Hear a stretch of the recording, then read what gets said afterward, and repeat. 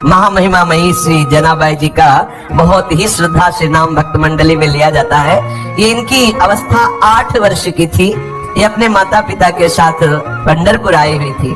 उसी 8 वर्ष की अवस्था में इन्होंने नामदेव जी महाराज के यहाँ सेवकाई स्वीकार कर ली, क्योंकि माता पिता बहुत ही गरीब घर के थे। पिता का शरीर पूरा हुआ, माता का शरीर पूरा हुआ कुछ ही दिनों में। तो इनके हृदय में एक बात आ गई, मेरा जीवन प्रभु के लिए है, तो कैसे मैं प्रभु को समर्पित हूँ। तो अपने जीवन को प्रभु में समर्पित करने के लिए वही पंढरपुर में श्री नामदेव जी महाराज के घर में सेवकाई स्वीकार कर ली। भक्त की सेवकाई से प्रभु कितने प्रसन्न होते हैं। हमारे हृदय में यदि भक्तों के प्रति श्रद्धा हो जाए तो भगवत प्राप्ति कितनी सरल है। इस प्रसंग से देखिए, श्री जनाबाई जी प्रायः संत सभा में नामदेव जी की दासी के रूप में प्रसिद्ध हुई है। ये जनाबाई जी को महाराष्ट्र में बहुत आदर से नाम लिया जाता है और इनके बहुत महिमा में पद भी है।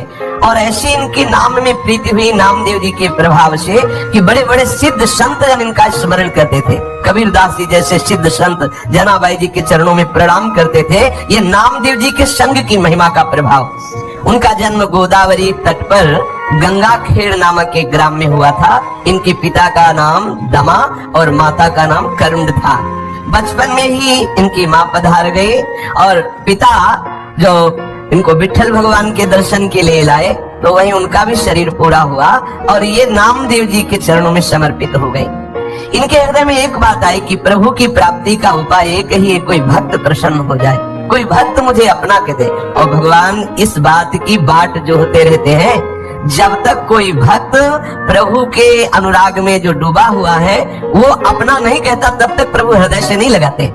जनाबाई जी के हृदय में भगवत प्रेरणा से बात आ गई थी कि कोई भक्त हम पर कृपा कर दे तो हमें भगवान का साक्षात्कार हो जाए। इसलिए उन्होंने सेवकाई स्वीकार कर ली नामदेव जी के यहाँ, और अन्य आश्रय कोई रह नहीं गया था। नामदेव जी निरंतर भजन परायण, निरंतर नाम में डूबे रहते थे। नामदेव जी जैसे महात्मा की सेवकाई मिल जाए, ये तो प्रभु की सेवकाई से भी बढ़ करके है। अब जनाबाई जी के हृदय में एक ही बात थी कि मैं नामदेव जी को प्रसन्न कर दूं। नामदेव जी के पूरे परिवार के कपड़े धोना, पूरे परिवार के लिए आटा पीसना, पूरे परिवार के लिए भोग तैयार करना, पूरे परिवार के लिए हर समय अपने प्राणों को समर्पित किए हुए तन्मयता पूर्वक सेवा करना। बर्तन मांज रही है, कपड़ा धो के ला रही है, झाड़ू पोछा कर रही है। आप सोचो, पूरे परिवार की स्वयं सेवा करती। उनकी सेवा में एक बड़ा आनंद प्रकट होने लगा। वो इस भाव से कि नामदेव जी की जिस दिन कृपा दृष्टि होगी उस दिन मुझे भगवत साक्षात्कार हो जाएगा। अब नामदेव जी की सेवा के प्रभाव से निरंतर नाम चलने लगा। भजन न हुए, संग भी। देखो, संग हुआ, अब चेष्टा नहीं करनी पड़ रही। जो नामदेव जी जप करते थे वही जो कीर्तन करते थे वही जनाबाई कीर्तन करने लगी, नाम स्मरण करने लगी। नाम स्मरण करते करते कभी जैसे पोछा लगा रही, एकदम हाथ रुक गए, अश्रु चलने लगा, प्रभु के लिए विकलता प्रकट होने लगी, भाव दशाएं उनकी आने लगी। श्री जनाबाई जी के हृदय में विठल भगवान के प्रति प्रबल आसक्ति होने लगी। जब कभी सेवा से अवसर मिलता, मंदिर में जाती, ठाकुर जी को देखते ही रहती, और देखते देखते एकदम विकलता होती तो रोने लगती, एकदम आनंद बढ़ता तो नाचने लगती। ऐसी दशा जनाबाई जी की श्री नामदेव जी की सेवा से होने लगी। जनाबाई जी जब झाड़ू देती, बर्तन मांजती, कपड़े धोती, जल भरती, चक्की पीसती, ये सभी कार्य करते हुए सावधानी ये रखती कि सेवा में त्रुटि न हो और नाम विस्मरण न हो। ऐसे जनाबाई श्री नामदेव जी की सेवा में मगन रहने लगी। एक क्षण के लिए भी भगवत विस्मृति नहीं और सेवा में पूरी सावधानी की कहीं सेवा में त्रुटि न हो जाए, कहीं हमारी जो अंदर की वृत्ति है वो इस तरह न डूब जाए कि सेवा छूट जाए। क्योंकि सेवा भक्त की प्रसन्नता के लिए, और भक्त की प्रसन्नता से हमारे विठल भगवान रीझ जाएंगे, ये हृदय में धारणा। और भगवान नाम का ऐसा प्रभाव हुआ कि अब उनके आंसू नहीं रुकते।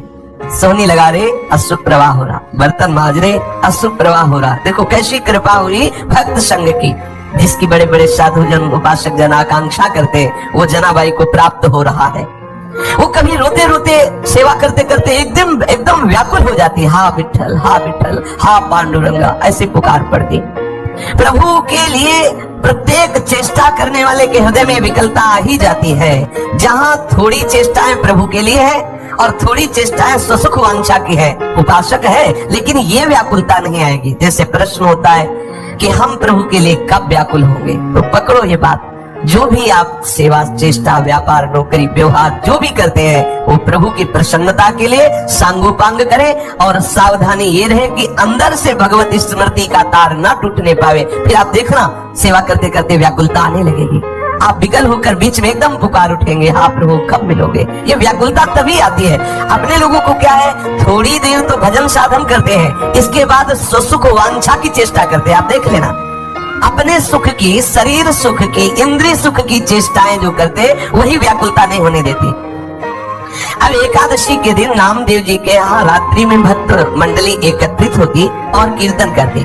कोई मृदंग बजा रहा है, कोई करताल बजा रहा है, कोई नृत्य करते हुए नाम कीर्तन कर रहा है, कोई प्रभु की आनंदमयी लीलाओं का गायन कर रहा है, तो कोई एकांत में बैठा हुआ उन लीलाओं को सुनकर, उन कीर्तन को सुनकर, भक्तों की भावदशा को देखकर अश्रु प्रवाह कर रहा है। पूरी रात्रि, एकादशी की रात्रि में नामदेव जी के यहाँ ऐसा कीर्तन होता। और जनाबाई साफ सेवा करके एकांत कोने में खड़ी रहती। नामदेव जी और बड़े बड़े भक्तों की भाव दशाएं देखती तो उसके हृदय में और विकलता बढ़ती।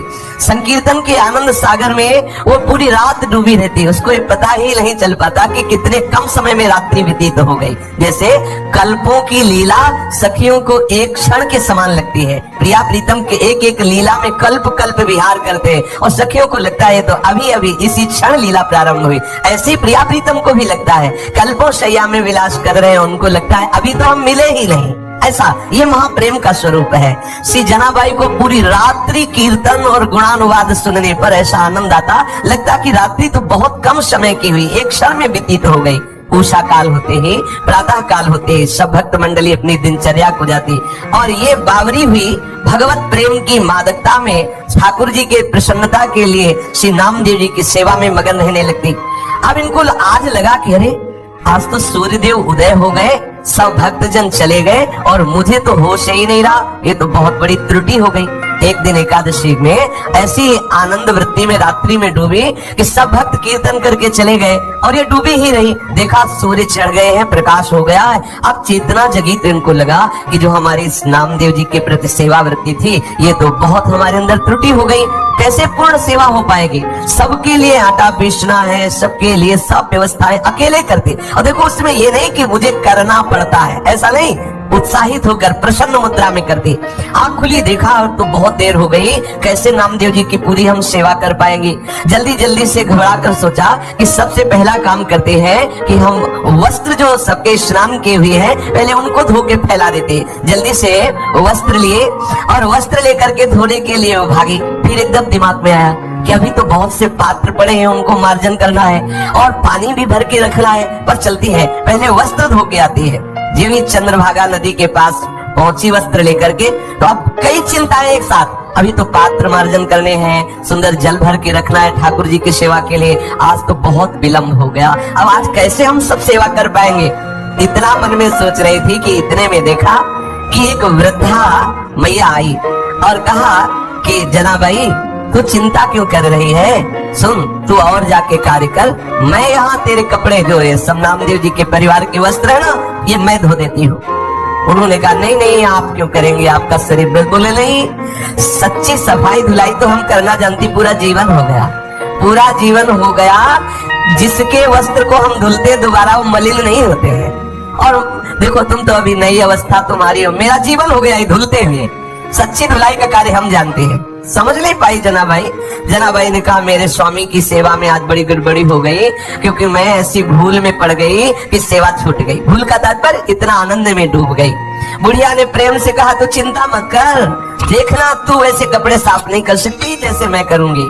जनाबाई ने कहा कि अब मुझे नामदेव जी के घर तत्काल भाग के जाना, क्योंकि पात्र मार्जन नहीं किए। अब देखो जैसा भी हो वो कपड़े वहीं नदी के किनारे छोड़ करके गई और जो कार्य अत्यंत आवश्यक था जैसे पात्र मार्जन करना और जल भर के रख देना वो करके वापस आई। तो देखा बहुत प्रेम से डूबी हुई वो जो मैया थी सब कपड़े धो करके और फैला दिए थे और कहा कि देखो तू चिंता मत कर, आनंद पूर्वक सेवा कर। बहुत बहुत आनंद का विषय है जो तेरे अंदर ये चिंता चलती रहती है भक्तों को सुख पहुंचाने की।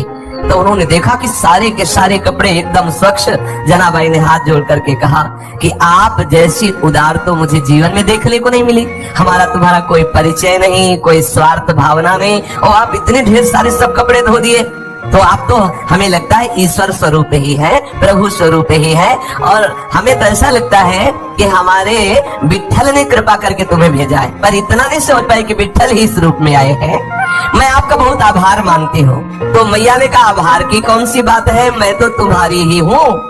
मैं अपनों से आभार थोड़ी प्रकट करते, मैं तो आपकी ही हूँ, आप ऐसी चिंता क्यों करती है। ऐसा करके मुस्कुराते हुए वो वृद्धा माई वहां से चली और कहा कभी भी आवश्यकता हो तो मेरी याद कर लेना, आप जो भी याद करोगी मैं उपस्थित हो जाऊंगी तुम्हारी सेवा के लिए। जनाबाई जी भाव में डूब गई, क्योंकि उस वृद्धा की मुस्कुराहट ने इनके हृदय में आनंद का वर्धन किया। इनको थोड़ी देर के लिए अंतर्मुख में इतना डुबा दिया उस मुस्कुराहट ने, पूछो मत। फिर चेतना आई और सोचा कि मैंने तो पूछा नहीं कि तुम कहाँ रहती हो, तुम्हारा क्या नाम है। जब तुम कह रही हो कि कभी कार्य पड़े तो बुला लेना, तो तुम रहती कहाँ हो, तुम्हारा नाम क्या है। आसपास देखा तो वृद्धा दिखाई नहीं दी, थोड़ा दौड़ करके आसपास और देखा, वो नहीं दिखाई दी। अब तो हृदय में विकलता हुई कि शरीर को इतना यौवन का भी नहीं था कि हवा की तरह भाग जाए। वृद्ध थी, आखिरकार कहाँ चली गई और कौन हो सकती है। जनाबाई वो सब कपड़े लेकर के घर पहुंची और हृदय बड़ा व्याकुल था कि आखिरकार वो वृद्धा थी कौन और कैसा जादू कर गई वो अपनी मुस्कुराहट से वृद्धा की मेरा चित्त बार बार उसी का चिंतन कर रहा है। जनाबाई गदगद कंठ से नामदेव जी के समीप गई और पूरी घटना सुनाई कि आज ऐसा ऐसा हुआ। नामदेव जी ने तत्काल जनाबाई जी से कहा अरे और कोई नहीं था, वो तो विट्ठल थे, कोई दूसरा नहीं था, वो तो विट्ठल थे, ये तो विट्ठल थे, तेरे को बड़भागनी बनाने के लिए आए। लेकिन अरे इतना विट्ठल प्यार करते हैं तेरे से कि सब कपड़े धो दिए। उनको भी संकोच हुआ कि कपड़े तो हमारे ही सब थे। देखो आराध्य देवले अपने सेवक के कपड़े प्रक्षालन किए, कैसी भक्ति का महिमा में स्वरूप है। श्री नामदेव जी ने कहा जनाबाई तेरे तो अहोभाग्य, कैसी तेरे ऊपर ठाकुर की अनुग्रह वृष्टि हुई, तो समझ नहीं पाई। अब तो जनाबाई के हृदय में और प्रणय कोप बढ़ गया। अच्छा आए भी तो ऐसे छलिया रूप रहे और ऐसे अपने पास भी आते, पक्का समझ लेना वो किसी न किसी रूप से अपने अनुरागी जनों से मिलते हैं। अपने लोगों को एक ही दृष्टि रखनी चाहिए कि कहीं ये प्रभु इस रूप में तो नहीं आ गए। हर समय सावधान है ना। हमारे सदगुरुदेव भगवान कहते हैं कि प्रभु के शरणागत जन जो है, जो प्रभु में अपना संपूर्ण समर्पण किए हैं, प्रभु रोज उनसे मिलते हैं। लेकिन जिस दिन आपके हृदय में व्याकुलता आ जाएगी उसी दिन आपको परिचय मिलेगा कि वो आपसे रोज मिलते हैं। तो हृदय में बैठाना चाहिए प्रभु मुझसे रोज मिलते हैं और किसी न किसी रूप में मिलते हैं, पर हम बहिर्मुख है ना, इसलिए हम पहचान नहीं पाते। अब जनाबाई रोने लगी कि हाय हाय इतने छलिया हो कि आप आए भी और हमें परिचय भी नहीं मिल पाया, और दूसरी बात मेरे लिए आपने कष्ट सहा, मेरे लिए इतने ढेर सारे कपड़े धोए। अब तो और हृदय में प्रेम की विकलता बढ़ने लगी। प्रभु सदैव अपने भक्त के पीछे पीछे डोलते हैं। जो परम स्वतंत्र ईश्वर है उनको भी अगर कोई बांध सका, उनको परतंत्र कर सका, तो ये भक्त जन है। अहम भक्त पराधीनो। अब वो तो प्रेम पीड़ा में विकल होकर के जनाबाई सेवा करने लगी। स्वयं मूर्तिमान होकर के प्रभु जनाबाई जी के साथ चक्की पीसते आकर के। एक बार नहीं बहुत सेवाएं। जनाबाई जी प्रेम में मगन होकर सोनी लगा रही है, कूड़ा का ढेर लगाया, और जब कूड़ा भरने के लिए आई तो देखा टोकरी में लिए हुए प्रभु कूड़ा भर रहे। अब बुढ़िया के रूप में नहीं आते और साक्षात विट्ठल के रूप में आते। अगर जनाबाई नामदेव जी के यहाँ उनको सुख पहुंचाने के लिए, उनको भोग बनाने के लिए आटा पीस रही चक्की में, तो चक्की में आटा पीसते हुए कभी कभी वो पद गाते हुए भाव में डूब जाती, तो चक्की रुक जाती, तो ठाकुर जी बैठ के चक्की पीसते। जनाबाई पद गायन करते हुए डूबी हुई है और क्योंकि सेवा में त्रुटि न हो इसलिए ठाकुर जी समीप आकर के चक्की पीसने लगते। जनाबाई का अभंग सुनते रहते और जनाबाई जी प्रेम में मगन होती। सी जनाबाई जी घर में सोहनी लगा रही तो कचरा उठाते साक्षात विट्ठल भगवान। अपनी टोकरी को सर पे रखे हुए पीछे पीछे जनाबाई के डोलते, जहाँ जाओ झाड़ करके कूड़ा एकत्रित करती, सोनी लगा के ठाकुर जी कूड़ा भरते। कैसी भक्ति की अद्भुत महिमा। भक्त की भक्ति से कैसे प्रभु अधीन हो जाते हैं। आहा। और बार बार विट्ठल जी यही कहते जनाबाई जी से कि मैं तुम्हारा ऋणी हूँ। जनी मेहरे बिठो वाला काय उतराई हो तुला। मैं कैसे तुमसे ऋण हो सकता हूँ जना भाई, तुम मेरे भक्त नामदेव जी की सेवा करते हो, मैं तुम्हारा ऋणी हूँ, मैं तुम्हारा ये ऋण कैसे चुकाऊं ये मुझे बता दो। कैसी अधीनता स्वीकार किए हुए जना भाई, अगर धान ओखली में कूट रही है तो प्रभु सामने खड़े मुस्कुरा रहे। अब बताओ ऐसी सेवा करनी पड़े तो क्या परेशानी। धान कूट रही, सामने विठल खड़े मुस्कुरा रहे, चक्की पीस रहे, भाव में डूब रहे, ठाकुर जी चक्की पीस रहे, वो सोहनी लगा रही तो ठाकुर जी कूड़ा भर करके टोकरी अपने माथे पे रख के, जानते हो ये कैसे हुआ? ये हुआ भक्त की आराधना से, नामदेव जी की कृपा से। इसीलिए लिखा है दासी जनी, जब मैं नामदेव जी की दासी बनी, उनकी सेवा की, तो मैंने देख पाया कि द्वैत दूसरा कोई है नहीं, एकमात्र मेरा विठल चराचर में व्याप्त है। संपूर्ण कलाओं से युक्त जो श्री कृष्ण है वो सदैव मेरे सहयोग में है, मेरी सेवा में मेरे समीप है। ये मैं नामदेव जी की दासता से जान पाई। दासी जनी बाहे डोलाम, प्रभु मेरे पीछे पीछे डोल रहा है केवल नामदेव जी की दासता के कारण। एक दिन श्री विठल भगवान के गले का जो बहुत महंगा हीरो से जटित पदक आभूषण था ग्रीवा का, वो चोरी हो गया। और मंदिर में जनाबाई जी सेवा हेतु जाया ही करती थी, तो ऐसी कुछ लीला बनी कि सबको संदेह हो गया जो वहाँ मंदिर में सेवा में थे कि और कोई नहीं, जनाबाई जी ने ही वो रत्न पदक जो ग्रीवा का आभूषण है वो चोरी कर लिया। अब तो ये बात फैलने लगी। ये ऐसी लीलाएं प्रतिकूलता की होती है भक्तों के जीवन में। जनाबाई को ये सब वहां के जन कलंकित करने लगे कि ये बंती तो बहुत भक्ता है, लेकिन देखो ठाकुर जी का जो ग्रीवा का आभूषण है रत्न पदक इसने चुरा लिया। जनाबाई जी को जब सभा में बुलाया गया और कहा कि तुमने वो चुराया है क्या, तो जनाबाई ने कहा कि मेरे प्राण धन श्री विठल भगवान है, मैं उनको सुख पहुंचाने के लिए मैं उनका ये हार क्यों चुराऊं, वही मेरे हैं, तो हार चुराने की जरूरत क्या है। लेकिन भक्ति की भावना को तो कोई भक्त ही समझ सकता है। तब उन्होंने कहा मैं शपथ खा के कहती हूँ कि मैंने ये रत्न का आभूषण नहीं चुराया है, पर प्रभु की ही ऐसी लीला थी, किसी ने जनाबाई की बात पर विश्वास नहीं किया और बात राजा तक पहुंची। और ये बात इतनी जोर कसी कि राजा को निर्णय करना पड़ा कि जनाबाई को शूली की सजा दे दी जाए, क्योंकि इसने रत्न का ठाकुर जी का जो हार है वो चुराया है। अब चंद्रभागा नदी के तट पर शूली की व्यवस्था की गई और जनाबाई जी को ले जाया गया। हर भक्त के जीवन में आता है, देखो अगर आपका यश होगा, जयमाला पड़ेगी तो साथ में ये भी व्यवस्था होती है, ठाकुर जी की तरफ से होती है, तैयार रहना। ये व्यवस्था होती है सब महापुरुषों के जीवन में होती है। कई दिन हो गए माधवदास बाबा ने ना तो समुद्र में स्नान किया, ना कुटिया से बाहर निकले, ना भिक्षा मांगी, केवल ठाकुर जी के ध्यान में मगन है। जगन्नाथ जी को नहीं रहा गया, अपने भोग की थाल आप स्वयं सरकार ले जाते हैं। पीछे भजन में कोई विघ्न ना पड़े इसलिए पीठ करके दरवाजे की तरफ बैठे, दीवार की तरफ मुख किए हुए हैं। पीछे से ठाकुर जी ने कहा कि बाबा ये भोग की थाल रखी है, प्रसाद पालो। बोले रख दो, जब हमें भजन पूरा हो जाएगा तो पालेंगे, फिर थाल ले जाना। अब उन्होंने विचार किया कि जब ठाकुर जी ने प्रसाद भेजा है, क्योंकि हम तो किसी से याचना नहीं की, तो भगवान ने ही प्रेरणा करके भेजा होगा। भजन पूरा किया, उठे, प्रसाद पाया और समुद्र से थाल धोकर अपनी कुटिया के पास ऐसे रख दिया। अब वहां ये हुआ कि ठाकुर जी की थाल गायब हो गई। कुछ ने बताया कि वो तो माधवदास बाबा की कुटिया के बाहर देखा है। अब वहां से पार्षद आए। अब थोड़ा विचार करो, अगर कहीं खुले में भोग लगा होता तो संशय हो सकता है कि कोई ले जा सकता है। अच्छा, ले भी जाएगा तो कुटिया के बाहर क्यों रखेगा, वो तो उसको एकांत में चुरा के रखेगा, वो तो धो के बाहर रखे। किसी ने नहीं ये बात समझी, खूब पिटाई हुई। अगर ये 56 भोग भी पवाते हैं तो बाहर से थप्पड़ भी पवाते हैं, दोनों के लिए थोड़ा तैयार रहना चाहिए। ठाकुर बड़े लीला बिहारी है। अब सूली की सजा निश्चित कर दी गई जनाबाई जी के लिए। अब ये बात सुन करके भक्तों को लगेगा कि जो ठाकुर जी सोहनी लगाने पर कूड़ा उठाते हैं, टोकरी माथे पे रखते हैं, वो ऐसा क्यों करवा रहे हैं? ये वो दिखाते हैं कि मेरे भक्त की ऐसी स्थिति होती है कि जिस माथे पे चंदन चढ़े, फूल माला चढ़े, तो उनको कोई सुख नहीं, गड़ासा चले तो कोई दुख नहीं। दिखा दिया महापुरुषों, यही पूज्यपाद शिवड़िया बाबा जी को दिखा दिया, यही वृंदावन में ही, कि मनो फूल और चंदन उनके मस्तक पर भगवान की तरह उनका अभिषेक होता और उसी मस्तक पर क्रूर कर्मी ने प्रहार किया, कई इंच तक गड़ास। ये महापुरुषों ने दिखा दिया, करके दिखा दिया।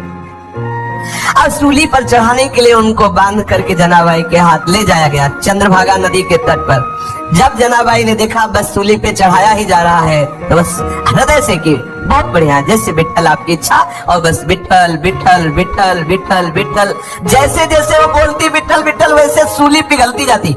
जैसे मोम को आंच लगा दे तो पिघलती चली जाए, ऐसे वो आंख मूंदे। वो ये नहीं चाह रही थी कि सूली पिघले, वो तो इसलिए विठल विठल पुकार रही थी कि अब शरीर का अंत है और मैं विठल की दिव्य सेवा में जा रही हूँ, इसलिए विठल विठल। जैसे ही बोलती विठल विठल विठल, वो सूली गलती चली जाती और पानी की तरह पिघल गई। सूली नाम की वहां कोई चीजें नजर नहीं आई। सब आश्चर्यचकित हो गए जो राज दरबार के शहरी थे। जनाबाई को सबने प्रणाम किया, सबने क्षमा मांगी कि गलती हो गई। ये प्रभाव दिखाने के लिए इसमें दो बातें आई। जनाबाई जी को किंचित मात्र भय नहीं, क्योंकि सूली की सजा क्या मेरे प्रीतम का विधान है और मेरे प्रीतम के मिलन के लिए अब ये शरीर छूटने वाला, तो कोई भय नहीं। और दूसरी बात है कि मेरा भक्त कितनी महिमा से युक्त होता है। यह है भगवत चरणारविंद के समर्पित हृदय की शक्ति, सामर्थ्य। इसीलिए प्रभु दिखाते हैं कि मेरे भक्त पर प्रकृति का कोई भी प्रहार विचलित नहीं कर सकता, नष्ट नहीं कर सकता। हाँ, ऐसी लीलाएं हुई है, प्रभु का बुलावा है। अब अंतिम लीला जो भी होनी है करके वो दिव्य स्वरूप से प्रभु की सेवा में पहुंच गए। जनाबाई के चरणों में सबने प्रणाम किया। जनाबाई ऐसे भाव से मगन रहती है तो कि बिल्कुल शरीर की शुद्धि न रहती, और उस स्थिति में सेवा के लिए जैसे कंडे तापती ना, तो कंडे से निकलता विठल विठल। ये आश्चर्य की बात है, किसी चैतन्य शरीर को छू दे और फिर वो बोले कृष्ण हरि राधा, तो अच्छा है, बढ़िया, कितना बढ़िया प्रभाव। लेकिन जड़ कंडा, उसमें कोई वाणी तो है नहीं, लेकिन कंडे से विठल विठल निकलता। एक बार कबीरदास जी महाराज श्री नामदेव जी के दर्शन करने जा रहे थे, तो उन्होंने समीप में देखा कि कुछ शोरगुल हो रहा है। तो ऐसे कौतुक पूछा, यहाँ क्या हो रहा है? बोले